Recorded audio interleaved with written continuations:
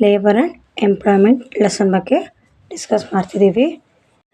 Labour is one of the most important and indispensable factor of production.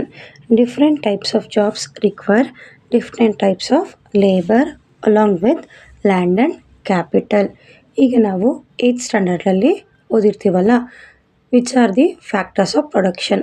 Land, labour, capital, organisation, raw materials. So ಈ ರೀತಿ ಎಲ್ಲವನ್ನು ನಾವು factors of production ಅಂತ ಕರಿತೀವಿ ಅಲ್ವಾ.